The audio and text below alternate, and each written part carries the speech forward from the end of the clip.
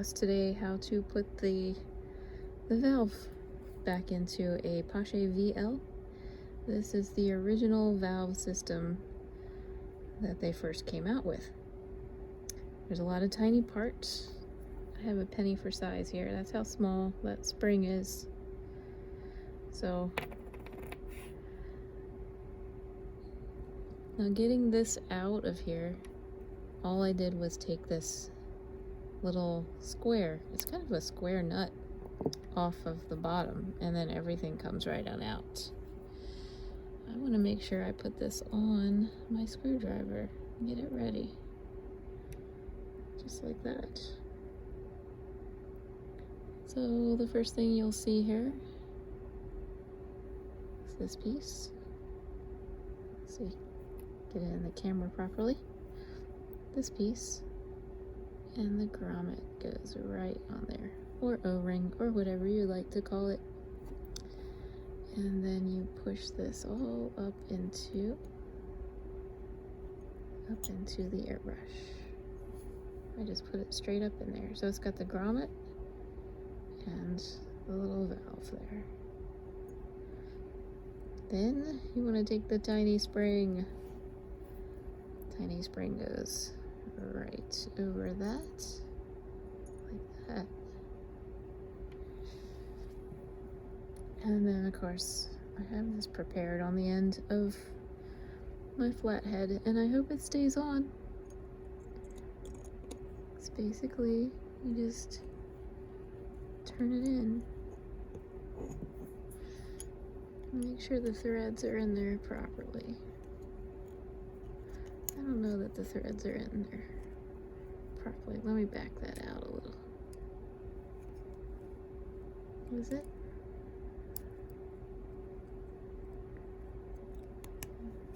Okay, I want to make sure.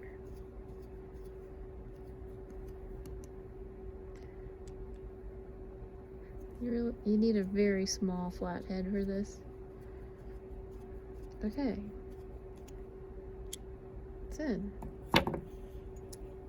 And there you have it. That's how you put in the valve and take the valve out. Alright, in a minute I'll show you the new style. So this is the old finger button trigger with the little hinge piston on the bottom. So that's the old style, and a couple years back they came out with this newer style trigger. And you don't see any hinge here at the bottom. And I'll show you why. Because now they have developed this, which allows the trigger to sit right on top and move back and forth, and you can press it up and down. So that's the newer system. It's been out a couple of years. So I'm gonna put this in. Hopefully things go well. It's very tiny.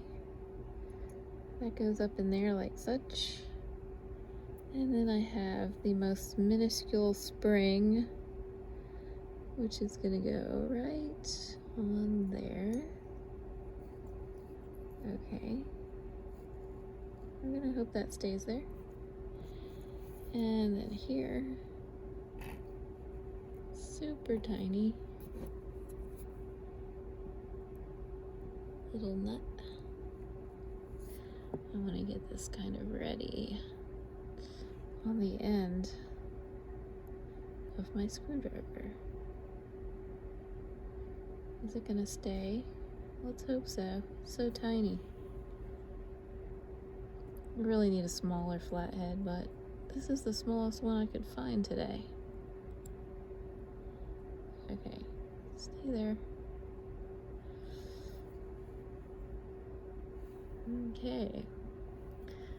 I might be able to hold the spring down with my finger. Not sure.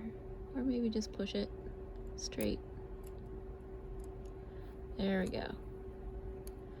I want to make sure it threads properly. Oh, now I've kind of moved and you can't see what I'm doing, so. But I did get the whole assembly in there. I'll put that in there. There. Well, that's it. Now, you don't have to mess with that piston that goes back and forth. You just put this trigger in there. And it sits right on top of that ball. And there you have it.